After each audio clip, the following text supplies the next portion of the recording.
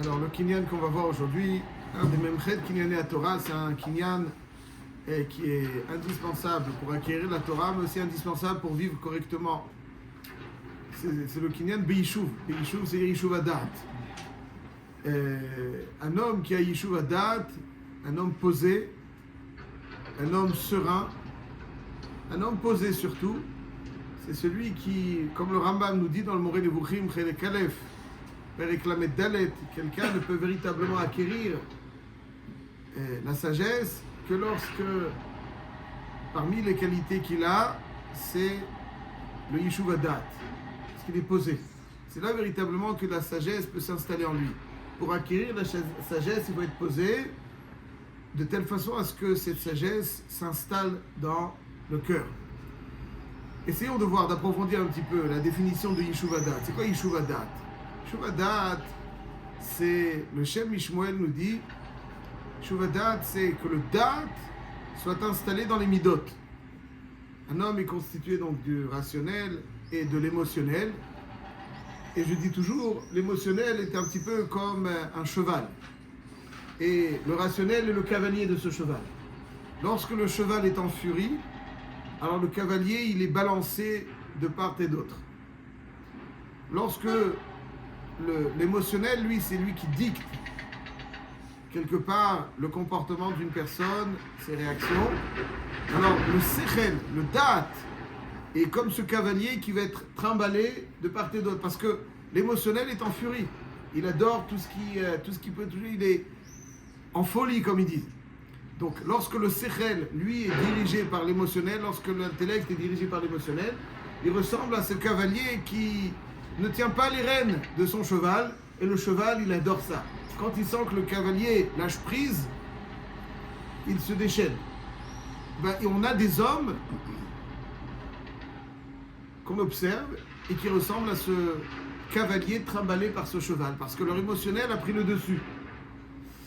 Lorsque, comme dit le Baal HaTanya, Moach Shalit al Alev, c'est-à-dire que l'émotionnel sent qu'il y a quelqu'un qui le dirige, qui le saisit, et donc le rationnel s'installe, Yishuv Adat, l'installation du rationnel, et donc l'émotionnel est cadré, et donc il est, plus il y a du Yishuv Adat, plus il a cette tranquillité que la sagesse indique. Lorsque l'intellect subit le déchaînement de l'émotionnel, alors l'homme est dans une situation qu'on appelle Pizur Adat. Pizur Adat, c'est-à-dire qu'il est éparpillé. Vous avez des gens, vous leur parlez, ils sont absents. On voit malheureusement, surtout dans la galoute d'aujourd'hui, où il y a mille et une choses qui titillent l'émotionnel, vous leur parlez, puis bon, ils vous regardent, mais le regard, il est absent. Il est très partiellement présent. Parce que leur émotionnel est trimballe leur intellect. Quand quelqu'un est quelque peu débarrassé, plus ou moins, du Pizur Adat, alors il est plutôt miyushav, il est posé. Reuven, fils de Yaakov Avinu, Pahaz Kamaim al Tota. Yaakov Avinu lui dit qu'il a perdu, parmi les choses qu'il a perdues, la Kehuna, parce qu'il était Pahaz Kamaim. Il était impulsif d'une certaine façon à son niveau. Pahaz Kamaim, c'est-à-dire qu'il a été précipité. Alors que le Yishuv Adat, c'est le contraire. Il est marqué que Aaron à Cohen était Cohen, donc c'est lui qui a pris la Kehuna. Et le Ramban dit dans la paracha des Memeriva, Aaron à Cohen ne s'est jamais emporté. Lorsqu'on voit dans la Torah, Aaron à Cohen ne s'est jamais emporté. Jamais. Dans les situations les pires, on ne voit pas. Aaron à Cohen, il avait des traits de caractère de folie. Traits de caractère jamais en colère. Ça, c'est le Yishuv Adat. Yishuv Adat, dans toutes les situations, il a gardé son calme. Même les situations les plus difficiles, Veidom Aaron. Aaron à Cohen. Il a son calme. Parce que pour la Kehuna, il faut d'abord, pour installer Dieu dans le monde, il faut d'abord installer son intellect en soi. Et ça, c'est le Yishuv Adat. Alors que celui qui est précipité, ça veut dire que le cheval réagit avant que le cavalier ne le mène. C'est ça que ça veut dire précipité. C'est l'émotionnel, il réagit. Quelqu'un qui se met en colère, la colère dépasse la raison. Quelqu'un qui est en colère est irraisonnable. Pourquoi? Parce que ça veut dire que le cheval se déchaîne sans que le cavalier puisse la tenir. Et il faut, Yishuv Hadat, c'est celui, l'homme, dont le cavalier, l'intellect, maîtrise l'émotionnel. Et tu ne réagis pas quand je ne t'ai pas donné l'indication de réagir. Et donc il réfléchit et il réagit. Pas il réagit, après il réfléchit. Ou pas. Ouais, il réfléchit. Ça, c'est le Yishuv Hadat. On ne peut acquérir la Torah que lorsqu'il y a Yishuv Hadat. Pourquoi? Parce que la Torah, quand elle est acquise, elle doit faire partie de nous. Et donc il faut que cet intellect imprègne l'émotionnel. Donc la Torah qui va passer par l'intellect doit être imprégnée par l'émotionnel. Ça, c'est la qualité du Yishuv Hadat. Je ne supporte pas, je vous le dis, je ne supporte pas l'étude stressée. Il faut terminer ça, il faut terminer ça, il faut terminer ça, il faut terminer ça, il faut terminer ça, il faut terminer ça. Et on goûte aux choses, on les apprécie, on les intègre. Est-ce qu'on termine? On termine. Il ne faut pas perdre son temps, mais il ne faut pas presser. Il faut se délecter. Il faut goûter. Ça, c'est Yishuv Hadat. Quand l'émotionnel est trop, prend le dessus, il faut terminer ça, il faut terminer ça et avancer. Et ben, Yishuv Hadat. Yishuv Hadat. Shmata Bayat Siluta. C'est-à-dire la Torah a besoin de tranquillité. Shmata Bayat Siluta. Ouais, quelqu'un qui est perturbé par quelque chose, voilà, il est moins aussi. Shmata Bayat Siluta. Et a fortiori, quelqu'un qui fonctionne de cette façon, il faut que je termine ça, il faut que je termine ça, il faut que je termine ça. C'est pas comme ça qu'on étudie. L'étude doit se faire sans perdre de temps. Je reprécise quelque chose qui est inutile de préciser. Il faut étudier sans perdre de temps, mais sans stresser. Sans dire je dois terminer ça, je dois terminer ça. On étudie. Quand on termine, tu termines. Ça, c'est Yishuv Hadat. Comme ça, la Torah intègre la personne. Quand l'émotionnel est trop... Alors, c'est lui qui prend le dessus. L'émotionnel doit se constituer en support du dat. Moar shalit al alev. Le moar shalit al alev. Ça, c'est la définition d'Yishuv Hadat. Alors, la vraie question, elle est comment on acquiert Yishuv Hadat? Comment on acquiert Yishuv Hadat? Il y a la fille du Sava Mikelem. Il avait une de ses filles qui était mariée à un très grand Talmid Chacham qui l'a allé nous niftar jeune. D'ailleurs, la fille du Sava Mikelem a été tuée par Marchema, par les nazis, pendant la Seconde Guerre mondiale, avec toute la communauté de Kelem. C'est une histoire en soi, très triste. Mais ils ont toujours gardé leur grandeur, leur noblesse. C'est Yishuv Hadat. Kelem, c'est la Yishuv Hadat. Kelem, c'est Yishuv Hadat. C'est-à-dire que tout celui qui est passé par ces yeshivot de Moussar, selon les descriptions de leurs derniers instants, il n'y avait pas d'affolement. Le dat était encore chelette à la lèvre, même dans une situation où le cheval était très bien serré. Même quand il était, a priori, il aurait pu être paniqué, mais il était tenu, toujours posé, quelle que soit la situation. L'introduction du Kovetz Shiurim de Rabbi Elchanan Wasserman, où on décrit les derniers instants de Rabbi Elchanan Wasserman, posé. Ceux qui ont, il y a eu un rescapé donc de cette terrible tragédie à Kelem, où les Lituaniens, je crois que c'est les Lituaniens, c'est à Baranovitch, ils ont amené donc toute la communauté vers un endroit, et il s'est passé ce qui s'est passé malheureusement. Et puis là-bas, la fille de Sava Mikelem, c'était une grande dame, elle était très influente à la yeshiva de Kelem, très influente. Et elle a su dire ce qu'il fallait dire aussi. Donc, elle était un peu âgée à cette époque-là. Mais en tout cas, ça, c'est Kelem. Kelem, c'est les grandes écoles de Moussar travaillent pour installer le Yishuv Hadat. Installer Yishuv Hadat. Ouais. Ça passe dans les grands Moussar, mais le Chassidut, c'est évident comme ça. Ouais, c'est-à-dire que celui qui est une joie qui n'est pas le fruit d'une réflexion, c'est une joie vide. Le cheval, il se déchaîne. Il se déchaîne avec de la joie, il se déchaîne avec de la colère, il se déchaîne. Il a différentes façons de se déchaîner, le cheval. Mais quand il a Yishuv Hadat, donc c'est une vraie joie. Une fois, la fille du Sava Mikelem, qui avait quelques problèmes de santé, à un moment, elle part donc chez un grand professeur à Vienne. Et le grand professeur, parmi les choses qu'il lui dit, lui demande d'être paisible pour son état de santé. Paisible.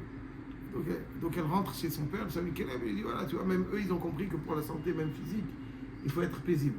Ça, Michel lui a dit, mais tu aurais dû lui demander, ça c'est bien, mais comment est-ce que lui il est paisible? Le docteur qui t'a conseillé de l'être, et lui il est Michlal. Ça veut dire que comment on acquiert la paisibilité? Comment?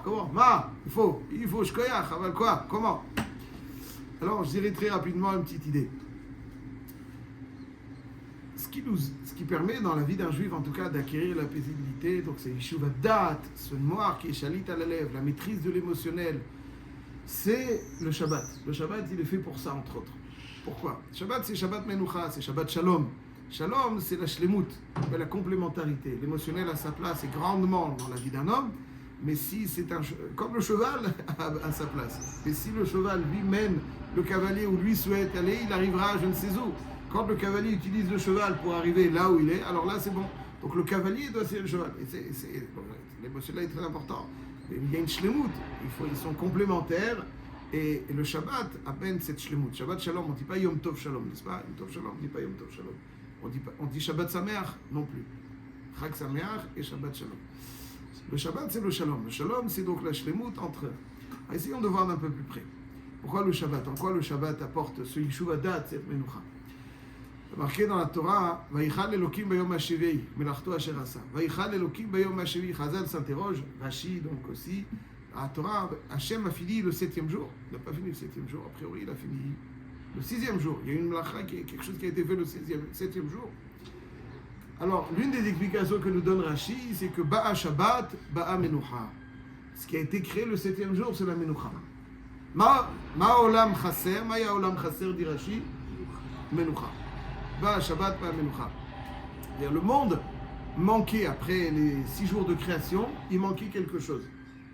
Il manquait la Menucha. Le Shabbat a été créé, la Menucha. Donc il n'y a pas de création physique. Il y a la Menucha qui a été créée. La Menucha a été créée Shabbat. Alors, la question qu'un enfant pourrait poser à la lecture de Rashi, est-ce que le repos a besoin d'être créé? Il suffit d'être passif pour être repos. Non? Est-ce qu'on a besoin de créer le repos? Oui, il y a marqué ici qu'on a besoin de créer le repos. C'est-à-dire le repos, c'est pas d'être passif, c'est pas ça le repos. Hein. Le Shabbat du Juif, c'était un moment de Menucha qui n'a rien à voir avec le dimanche du Goy. Le dimanche du Goy, c'est la grasse matinée et le petit déjeuner à je ne sais quelle heure avec je ne sais quoi. Donc c'est le dodo et le truc, ça c'est le repos. Alors c'est vrai que Shabbat, Shemer et Shabbat Ta'anoug, ça fait partie, un composant qui amène à la Menucha. Mais ce n'est pas le composant. Le Menucha, c'est autre chose que le repos. Le Menucha, c'est cette quiétude que le Shabbat doit nous amener. Hachem, quand il a créé Vayichal Elokim bayom hashivei, il crée donc la Menucha, il crée cette dimension de Menucha. Dans la Tfila de Mincha de Shabbat, on dit Yakiru ve'edu vanecha ki beitechai menuchatam ve'al menuchatam yakdishu et shemecha. Ki meitecha hi menuchatam. La menucha vient de toi. Al menuchatam yakdishu et shemecha. Meitecha hi menuchatam. C'est-à-dire que la menucha, menuchat avam dava, menuchat emet ve'emuna, menuchat shalom hashket vaveta, menuchat she'ema shata. On dit Hashem retzena v'imnuchatenu. Agrée notre menucha. N'est-ce pas? Retzena v'imnuchatenu. Kadeshenu bebitzvotecha. C'est quoi agrée notre menucha? Pshat pashut. Elokenu retzena v'imnuchatenu. C'est quoi agrée? Hachem, ce qu'il veut, c'est la menucha. C'est ça qu'il veut? Bah oui, c'est ça qu'il veut. Ah bon, c'est ça qu'il veut? Il aime la passivité, Hachem? Non. La menucha dont il est question, c'est pas la passivité. Ça, c'est une perception goy de la menucha. La menucha, c'est la quiétude. La voda de Shabbat, c'est la menucha. Il dit à Hachem, retzena v'imnuchatenu, agrée la avoda de menucha qui est la nôtre pendant Shabbat. Ketchenu bebitzvotecha, simchalkenu betoratach, retzena v'imnuchatenu. C'est-à-dire que la menucha, c'est une avoda. Ce qu'on doit travailler Shabbat, c'est la menucha. On demande à Hachem d'agréer cette avoda. En quoi consiste la menucha? En quoi consiste la menucha? La menucha consiste justement à installer le date. Le date, c'est installer donc le sechel, de l'installer, yishuv, de l'installer.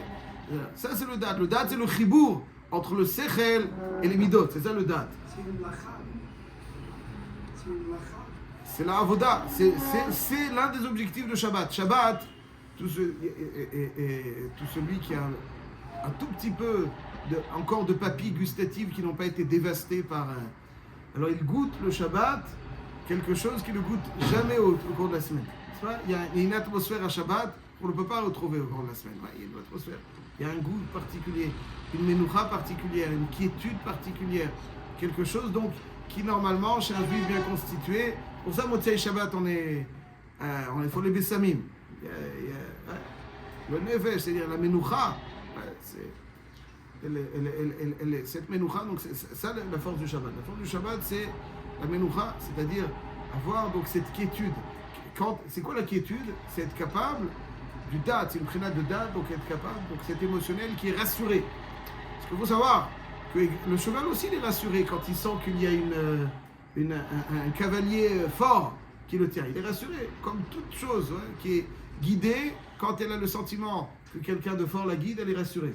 Alors ça, c'est la sixième partie de la menoucha, c'est la quiétude, la shlemut, les deux choses. Donc ils deviennent complémentaires. Moshe Rabbeinu, c'est la brina de date. Moshe Rabbeinu, c'est la brina de date. Ismach Moshe bematnat chelko ki even neeman karatalo. Moshe Rabbeinu, c'est la brina de date. C'est le date. D'ailleurs, une petite parenthèse, est marqué dans le Ismach Moshe, un des grands de la Chassidut, de Rab Moshe Teitelboim. Ouais, un des admorim de Satmar. Rab Moshe Teitelboim, Ismach Moshe. Dans Parashat Acharemot d'ailleurs, je crois. Parashat Acharemot. Il y a quelque chose de très étonnant où on dit que Nadav et Avihu observaient Moshe et Aaron, ils considéraient qu'ils pouvaient leur succéder, qu'ils devaient leur succéder. Ça marqué dans Chazal. Alors c'est quelque chose de très...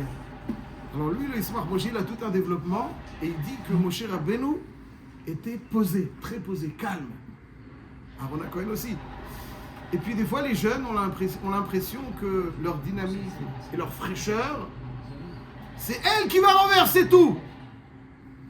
Et les anciens qui sont plutôt calmes et posés manquent de fraîcheur et de dynamisme pour transformer.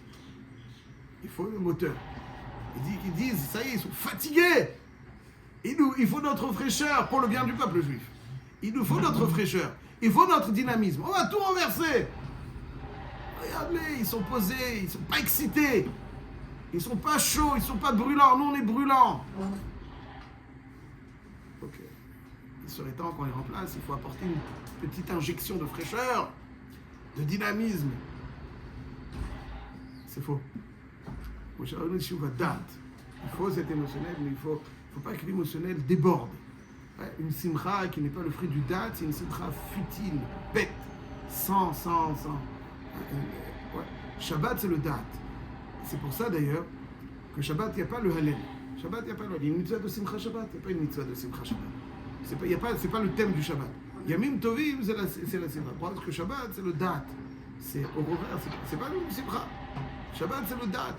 Après, les Yamim Tovim, la simcha, l'émotionnel s'exprime. Parce que le Shabbat, c'est pas la simcha, parce que l'important du Shabbat, c'est la menoucha. La menoucha, c'est pas la passivité, parce qu'il y a quelqu'un qui est tellement perturbé qu'il va dormir pour fuir ce qui le démange. La menoucha, c'est être serein. C'est la sérénité, mais c'est le yishuvadat. La menoucha, c'est la quiétude. La quiétude qui est l'expression donc du chibour entre le sechel et le regesh. Ça, c'est le yishuvadat. Le Chovot HaLevavot, il y a encore d'autres grands rishonim, le Baal Shem Tov, et encore d'autres, vantent ce qu'on appelle la Midat HaIshtavut. Midat HaIshtavut, ça veut dire être égal. Ça, c'est Yishuvadat. Yishuvadat, ça, c'est être égal. Être égal. C'est ne pas... Quand l'émotionnel prend le dessus, alors c'est en fonction de l'excitation qu'il va avoir. En fonction de quand il est... Le date, il est... Les cholettes, le moach chalit à la lèvre. Le moach, il décide que l'émotionnel doit s'exprimer, et bien il s'exprime. Le moach décide qu'il doit être plutôt calme, et bien il est plutôt calme. Donc, Midat HaIshtavut. Quand on sait ce qu'on vaut, n'est-ce pas? On sait ce qu'on vaut. Quelqu'un, il sait un petit peu ce qu'il vaut. Non, quelqu'un, il vient, il lui fait des éloges, il le flatte. Alors, il rigole, il est tout heureux. C'est l'émotionnel. En fait, le date, il te dit, oh, ok, on a compris, tu sais ce que tu vaux, c'est pas parce qu'il te dit que... sache ce que tu veux. Ça, c'est Midat HaIshtavut. Oui, Rav Steinman, même si tu lui chantes Yamim, il y a 10 000 personnes qui lui chantent Yamim, il est le même. Il est le même. Pourquoi? C'est pas son truc. Parce que quoi? Parce que tu chantes Yomim, alors quoi? Ça veut dire que quoi? Ah, c'est l'émotionnel là qui parle. Et le date, ça n'a rien changé avant qu'on change et après qu'on chante. C'est l'émotionnel qui parle. Quand c'est Midat Ishtabut, c'est dans la Shlita. Et quand il y a le Yishuv Hadat, alors la Chochma, elle peut imprégner correctement le cœur. Et là, véritablement, on peut être connu comme il se le faut la Torah. Shem Yizakenu, Shalvat HaNefesh, Shemenuchat Hadat. Chazak ou Baruch.